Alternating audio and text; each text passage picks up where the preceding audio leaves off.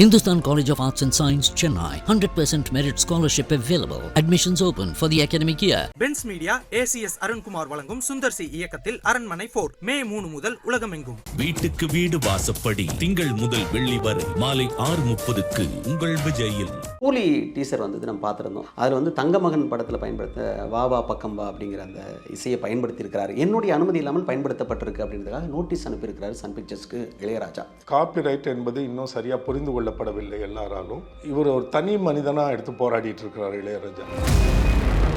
இளையராஜா அவர்களுக்கு ஒரு பிரச்சனை இருக்குன்னா அது அவரை போல எல்லா படைப்பாளிகளுக்கும் இருக்குல்ல. ஆனால் ஏன் எல்லார் பேரும் வெளியில் வரதில்லை, மற்றவங்க ஏன் போராடுறதில்லை, இவர் ஏன் தனியாக போராடுறாரு? தீர்வு கிடைக்கலன்னா அவர் கடைசி வரைக்கும் இப்படி ஒரு தனி மனிதன் போராடிட்டு தான் இருப்பார்.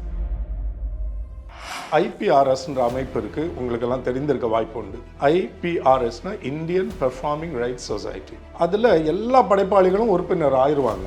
இவர் அந்த அமைப்பில் இல்லை, அதனால தனியாக வக்கீல் வச்சு ஒரு போராடிட்டு இருக்காரு.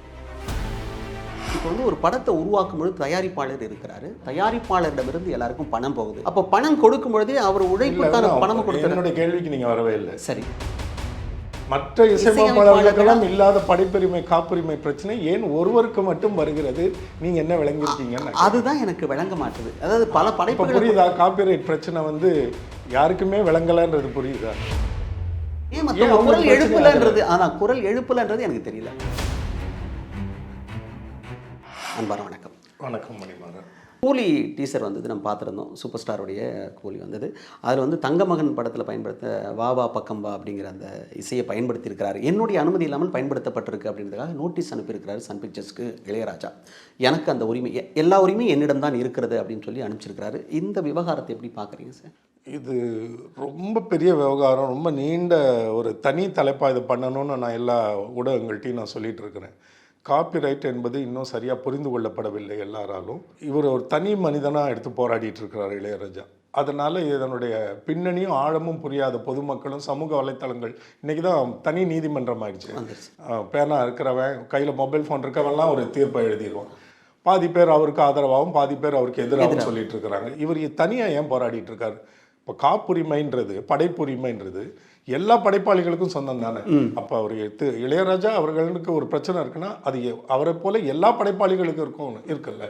ஆனால் ஏன் எல்லார் பேரும் வெளியில் வரதில்லை, மற்றவங்க ஏன் போராடுறதில்லை, இவர் ஏன் தனியாக போராடுறாரு? உங்களுக்கு என்ன விளங்கி இருக்கு அதுலேருந்து? இல்லை, நான் கேட்குறது இசையமைப்பாளராக ஏன் தனியாக போராடுறாரு அப்படி கேட்குறீங்களா? எல்லாம் நீங்கள் இந்த பிரச்சனை காப்புரிமை படைப்புரிமைன்ற ஒரு பிரச்சனை எப்போ பார்த்தீங்கன்னாலும் அது திரு இளையராஜா பேர் தான் வருது. ஆமாம், உண்மைதான். ஏன் மற்றவங்களுக்கெல்லாம் அந்த உரிமை பிரச்சனையே இல்லையா? எல்லாருக்கும் இருக்குது. இது சம்பந்தமான வழக்கு விசாரணைக்கு வரும்போது இசை நிறுவனத்தாருக்கும் இந்த பக்கம் இளையராஜாவுக்கும் ஒரு வழக்கு நடந்துட்டு இருக்கு. விசாரணையின் போது நீதிபதி கேள்வி எழுப்புறாரு. அது இப்போ குறிப்பிட்டு சொல்ல வேண்டிய கடமை இருக்கு.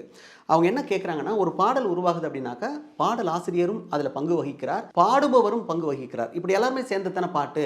நீங்கள் உரிமை கோருவது போல பாடகரும் உரிமை கோரினால் என்னவாகும் அப்படின்னு நான் சொன்ன மிகச்சரியான சொற்களை பயன்படுத்தி நீதிமன்றம் கேள்வி எழுப்பியிருக்கு. அதுதான் ஜூன் 2வது வாரத்துக்கு வழக்கு தள்ளி வச்சிருக்காங்க. இதில் நடந்திருக்கு இல்லையா? இப்படி ஒரு கேள்வி நீதிமன்றம் முன் வச்சிருக்கு. அதனால இந்த விவகாரத்தையும் எப்படி பார்க்குறீங்கன்றதான் உங்கள்கிட்ட எனக்கு பதிலாக வேணும். ஏன்னா ஏற்கனவே வந்து கூலி விவகாரத்தில் நோட்டீஸ் அனுப்பியிருக்கிறாரு. அவர் கூட என்ன சொல்லியிருக்கிறாருன்னா, என் அனுமதியை பெற வேண்டும், அப்படி இல்லைன்னா வழக்கு தொடரப்படும் அப்படின்னு தான் சொல்லியிருக்கிறாரு. அதில் அப்போ நான் எழுப்புற கேள்வி, ஏன் இது வரைக்கும் எந்த வேறு நூற்றுக்கணக்கான இசையமைப்பாளர்கள் இருந்திருக்காங்க, இப்போவும் இருக்கிறாங்க, ஏன் அவங்களுக்கெல்லாம் அந்த பிரச்சனை இல்லைன்னு நான் கேட்குறேன். இல்லை, அது தெரியல. ஊடகவியலாளர்கள் புரிந்து கொள்ள முடியும். நீங்கள் இந்த பக்கத்தில் பொதுமக்களுடைய ஊடகங்களுடைய பார்வையிலேருந்து நீங்கள் என்ன விளங்கிக்கிறீங்கன்னு நான் தெரிஞ்சுக்கிறேன். நான் எப்படி சொல்ல வரேன்னா, இப்போ வந்து ஒரு படத்தை உருவாக்கும் பொழுது தயாரிப்பாளர் இருக்கிறாரு, இயக்குனர் இருக்கிறாரு, சூழல்லாம் சொல்லி எந்த வேலை யார்கிட்ட இருந்து வாங்கினாலும் ஒட்டுமொத்தமாக தயாரிப்பாளரிடமிருந்து எல்லாருக்கும் பணம் போகுது. இந்தந்த வேலைக்கு இதுன்னு. அப்போ பணம் கொடுக்கும் பொழுதே அவர் உழைப்புக்கான பணம் கொடுத்தாரு. என்னுடைய கேள்விக்கு நீங்கள் வரவே இல்லை. சரி, மற்ற இசையமைப்பாளர்களுக்கெல்லாம் இல்லாத படைப்புரிமை காப்புரிமை பிரச்சனை ஏன் ஒருவருக்கு மட்டும் வருகிறது? நீங்க என்ன விளங்கிருக்கீங்கன்னு அதுதான் எனக்கு விளங்க மாட்டுது. அதாவது பல படைப்புகள் புரியுதா? காப்பிரைட் பிரச்சனை வந்து யாருக்குமே விளங்கலன்றது புரியுதா? இல்ல, அதுதான் மற்ற இசையமைப்பாளர்களுக்கு அந்த உரிமை இருக்குன்றது எனக்கு புரியுது. ஏன் மற்ற குரல் எழுப்புலன்றது, ஆனா குரல் எழுப்புலன்றது எனக்கு தெரியல. அதுதான் இது ஒரு பெரிய ரொம்ப நீண்ட இல்லை, இசையமைப்பாளராக நீங்களே சொல்லுங்க. நீங்கள் அப்படி ஒன்று ரெண்டு நிமிடங்களில் சொல்ல முடியாது. உங்களுக்கு 1 மணி நேரம் இருக்குன்னா இதை பற்றி நான் பேச ரெடி. ஏன்னா இது எல்லாருக்கும் தெரியணும், சேரணும். தீர்வு கிடைக்கலன்னா அவர் கடைசி வரைக்கும் இப்படி ஒரு தனி மனிதன் போராடிட்டு தான் இருப்பார். அவர் ஏதோ தவறு பண்ணுற மாதிரி பாதி பேர் அப்படி தானே நினைக்கிறாங்க. மற்ற இசையமைப்பாளர்கள்லாம் அமைதியாக இருக்காங்கல்ல, அவங்களுக்கு படைப்புரிமை பிரச்சனை இல்லையா, காப்புரிமை பிரச்சனை இல்லையா, அவங்க பாடல்கள் இயற்றலையா? இதே சூழல் இயக்குனர் சொல்கிறது, தயாரிப்பாளர் பணம் கொடுக்கறதும் எல்லாருக்கும் நடக்குது. அப்போ வந்து இசையமைப்பாளர்கள் எல்லாரையும் ஒன்று திரட்டி அவர் போராட வேண்டும்னு நீங்கள் நினைக்கிறீங்களா? எப்படி நான் அதை புரிஞ்சுக்கிறதுன்னு தெரியல. அதுதான் இது வந்து இன்னும் இதனுடைய பின்னணியும் இந்த சட்டத்தினுடைய தன்மையையும் அதில் உள்ள அம்சங்களையும் எதுவுமே யாரும் வெளியில் பேசுறதில்ல. தப்பான ஒரு சட்டத்தின் காரணமாக அவர் தனியாக போராடிட்டு இருக்கிறார். அவரோட போராட்டம் சரின்னு எடுத்துக்கலாமா? அப்போ தவறுன்னா எங்கே தவறுன்னு எனக்கு சொல்லணும். மக்களுக்கு புரிகிற பார்வையில் தான் நான் விளக்க முடியும். அதுதான் கேட்குறேன். ஏன்னா காலையில் நீங்கள் பேசும்போது கூட தெளிவாக சொல்லியிருந்தீங்க, மக்கள் பார்வையில் நான் யோசிக்கிறேன், நான் உண்மையின் பக்கம் நிற்கிறேன், மக்களின் பக்கம் நிற்கிறேன் தான் உரையே தொடங்குனீங்க. அப்படி இருக்கும்பொழுது இந்த விஷயத்தில் ஏன் தனியாக போராடுறான்னு தனி மனிதனாக, சராசரி மனிதனாக, ஊடகவியலாளர்னு எப்படியுமே எனக்கு புரியல. இதை நீங்கள் ஒரு இசையமைப்பாளராக சொல்லும்போது மக்களுக்கு போய் சரி, அதில் ஒரு அம்சத்தை நான் இப்போ சொல்கிறேன். சொல்லுங்கள். ஐபிஆர்எஸ்ன்ற அமைப்பு இருக்குது, உங்களுக்கெல்லாம் தெரிந்திருக்க வாய்ப்பு உண்டு. எல்லா நாடுகள்லையும் உண்டு.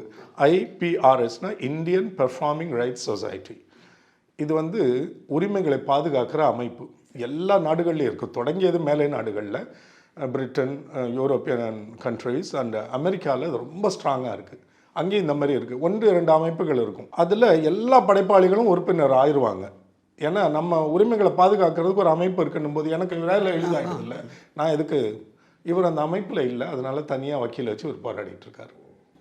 இவரை தவிர ரஹ்மான்ல இருந்து நீங்கள் இங்கே தமிழ் மட்டும் பார்க்காதீங்க, இந்தியாவில் மும்பை திரைப்படத்துறை ரொம்ப பெரிது. அவங்க தான் இது முழுக்க தலைமையை எடுத்து இது ஒரு பெரிய ஒரு அமைப்பில் நேரத்தை வாழ்க்கையவே செலவழித்து இதுக்காக வேலை பார்த்துட்டு இருக்கவங்க இருக்காங்க. இந்த ஐபிஆர்எஸ்ல என்ன பண்ணுறாங்க, முன்னாடி இது வந்து கொஞ்சம் நிர்வாகம் சீர்குலைந்து ஊழல்லாம் இருக்கிற சமயத்தில் இவர் இளையராஜா சார் அதில் உறுப்பினராக இருந்தவர் தான். அங்கே சரியாக நடக்கலை, ரொம்ப திருட்டுத்தனம் நடக்குது, கொள்ளை நடக்குது, சரியாக கணக்கு ஒப்படைக்க மாட்டேங்கிறாங்க. அது உண்மை. அப்படி ஒரு கட்டம் இருந்தது 10, 15, 20 ஆண்டுகளுக்கு முன்னாடி. அந்த சமயத்தில் நான் எனக்கு இனிமேல் நீங்கள் பார்க்க வேணாம், நானே என்னோட இதை பார்த்துக்கிறேன்னு வெளியே வந்துட்டார். மற்றவங்க எல்லாம் அதில் நாங்கள் உறுப்பினராக இருக்கோம். இப்போ அது எவ்வளோ அழகாக அந்த நிர்வாகத்தை அவங்க வந்து சீரமைத்து எவ்வளோ தெளிவாக யாருக்கு எது வேண்டும்னாலும் உடனே போய் எல்லாத்தையும் கணினி அடிப்படைக்கு கொண்டு வந்துட்டாங்க. எதை நீங்கள் சரி செய்து கொண்டு பார்க்க வேண்டும்னா உடனே போய் இணையத்தில் ஆன்லைனில் நீங்கள் பார்த்து என்னுடைய பாடல்கள்லாம் அதில் இருக்குதா, என்னுடைய படங்கள்லாம் இருக்கா, எனக்கு கரெக்டாக எனக்கு அனுப்பிட்டு இருக்காங்களான்னு எல்லாத்தையும் நம்மளால் சரி செய்து பார்த்துக்கொள்ள முடியும். இவங்க எப்படி அனுப்புகிறாங்கன்னா, கடந்த 3 மாதங்களில் உங்களுடைய பாடல்கள் இந்த அரங்கத்தில், இந்த மைதானத்தில், இந்த விமான நிலையங்களில், இந்த இன்ஹவுஸில் இத்தனை முறை இந்த பாடல், இந்த படத்து பாடல் இத்தனை முறை ஒலிக்கப்பட்டதுன்னு ஒரு பெரிய கம்ப்யூட்டர் சார்ட் வரும். எவ்வளவு நேரம் எந்த பாடல் எந்தெந்த இடங்களில் எந்தெந்த ஊர்லலாம் பாடப்பட்டதுன்ற அவ்வளவு விவரங்களோடு அந்த நிறுவனத்துக்கு அந்த நிகழ்ச்சி ஏற்பாட்டாளர்கள், அமைப்பாளர்கள் எவ்வளவு தொகை செலுத்திவிட்டு இந்த பாடலை பாடினார்கள்.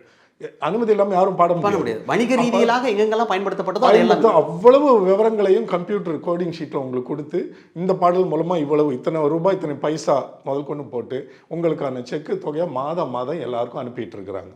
நான் பண்ண ஒரு சில படங்களுக்கே எனக்கு மாதம் ஒரு அளவுக்கு கணிசமான தொகை வருகிறது என்றால், இன்னைக்கு ஒரு அனிருத், ஒரு ஜிவி பிரகாஷ், யுவன் சங்கர் ராஜா, ரஹ்மான் 1500 படங்களை தாண்டி 6000 பாடல்களுக்கு சேர்த்த இளையராஜா சாருக்கு மாதம் எவ்வளோ பெரிய தொகை வரும். அவர்கிட்ட கொடுத்துட்டு போகலாம். முன்னாடி அவர் போன காரணம் நியாயமாக இருந்தது. அங்கே நிர்வாகம் சீர்குலைந்திருந்தது, இன்னைக்கு சீரமைக்கப்பட்டு இருக்கிறது.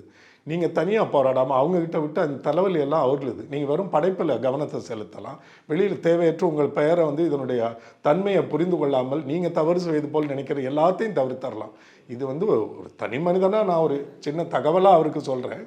அவர் இல்லை நானே பார்த்துக்கிறேன்னு சொன்னால் இந்த போராட்டம் கடைசி வரைக்கும் நடக்கும். இங்கே எத்தனை இடத்துல கண்காணிக்க முடியும்? ஒரு அமைப்பாக செய்கிறதுக்கும் ஒரு தனி மனிதனாக ஒரே ஒரு வழக்கறிஞரை கூட வைத்துக்கொண்டு 3-4 பேரை ஒரு குழுவை வைத்துக்கொண்டு எங்கெல்லாம் போய் நீங்கள் தேடுவீங்க? சிரமம். எங்கே என்ன நடக்குதுன்னு இது நம்மளால் செய்ய முடியாது. ஒரு அமைப்பு தான் இதை செய்ய முடியும். அதனால் இது அங்கே கொடுத்துட்டா அந்த பிரச்சனை இல்லை. நீங்கள் சொல்லும்போது ஐபிஆர்எஸ் அப்படிங்கிற ஒரு அமைப்பில் இளையராஜா உறுப்பினராக இருந்தால் இந்த மாதிரி தனியாக போராடாமல், தலைவலி இல்லாமல் அவருடைய வேலையை இன்னும் கூடுதல் கவனம் செலுத்த முடியும்னு சொல்லியிருக்கீங்க. தனிப்பட்ட நபராக 1000 விமர்சனங்கள் இளையராஜா மேலே இருந்தாலும் அக்கறை கொண்டு இப்போ நீங்கள் சொல்கிறீங்க அப்படின்னு எடுத்துக்கலாம். இப்போ சமீப நாளில் பார்த்தீங்கன்னா கில்லி ஆகட்டும், இப்போ தீனா வந்திருக்கு, ரீரிலீஸ் படங்கள் மீண்டும் வந்து திரைக்கு கொண்டு வர்றது தொடர்ச்சியாக நடந்துகிட்டு இருக்கு. அதில் பாடல்களை மட்டும் ஒன்ஸ் மோர் கொடுங்க அப்படின்னு ரசிகர்கள் தொடர்ச்சியாக முன்வைக்கிறாங்க. இதை எப்படி பார்க்குறீங்க சார்? ரொம்ப மகிழ்வான விஷயம் தானே. ஒரு இசையமைப்பாளனா ஒரு பாட்டு ஒன்ஸ் மோர்னு கேட்டால் அப்புறம் அதோட கேட்கல, பாட்டை தான் அதான் அந்த பாடலை மறுபடியும் கேட்கும்பொழுது ஒரு இசைக்கலைஞனா அதோட மகிழ்வு எங்களுக்கு என்ன இருக்க முடியும்? அந்த திரைப்படத்தை வந்து இது பாடல்கள் இல்லாமல் நம்மளால் இந்தியாவில் உருவாக்க முடியுமா? அப்பப்போ எங்கேயோ 1-2 படங்கள் வந்தாலும் அசரீரியாவது 2-3 பாடல்களை போட்டுருவோம். சோக காட்சினா கூட கதாபாத்திரம் பாடலனாலும் பின்னாடி இயக்குனர் பார்வையில் அந்த பாடலை அடிக்கோடுறதுக்கு, அந்த உணர்வுகளுக்கு ஆழத்தை வெளிப்படுத்துறதுக்கு ஒரு பின்னணி அசரீரி பாடலையாவது வைக்கிறோம்ல. இசை இல்லாமல் ஒரு திரைப்படம் இன்றைய நிலைமையில் உருவாக்கவே முடியாது. நீங்கள் வீடியோ கேம்ஸை இசை இல்லாமல் பண்ண சொல்லுங்கள் பார்ப்போம். இன்றைக்கி வீடியோ கேமில் பேக்ரவுண்ட் ஸ்கோர் மியூசிக் வந்து அவ்வளோ பெரிய மார்க்கெட். நிறைய மேலை நாடுகளில் கம்போசர்ஸ் வந்து யங்ஸ்டர்ஸ் இப்போ இளைஞர்கள்லாம் எப்படி வராங்கன்னா, ஒரு 16-17 வயது வரும்பொழுதே என்னவாகணும்னா இசைக்கலைஞன். என்ன இசைக்கலைஞன் கேட்டால் அவன் வீடியோ கேம் இசைக்கலைஞன்றான். இதுக்கு தனியாக அங்கே வந்து கல்லூரிகளே வந்துருச்சு. அங்கே முடிச்சுட்டு நேராக அங்கே போகிறாங்க. ஒரு வீடியோ கேம் விளையாடுற விளையாட்டுக்கே உங்களுக்கு வந்து இசைக்கு அவ்வளோ முக்கியத்துவம் வந்துட்ட பிறகு நம்ம என்ன பேசிக்கிட்டு இருக்கிறோம்? நேரம் ஒதுக்கி இவ்வளோ நேரம் எங்களுக்காக பேசியிருக்கீங்க. நன்றி. நன்றி பாருங்க. மீண்டும் ஒரு நிகழ்ச்சியில் சந்திக்கலாம் நேயர்களே. வணக்கம். Hindustan College of Arts and Science, Chennai. 100% merit scholarship available. Admissions open for the academic year. Benz Media ACS Arunkumar வழங்கும் சுந்தர் சி இயக்கத்தில் அரண்மனை 4 மே 3 முதல் உலகமெங்கும். வீட்டுக்கு வீடு வாசப்படி திங்கள் முதல் வெள்ளி வரை மாலை 6:30க்கு உங்கள் விஜயில்.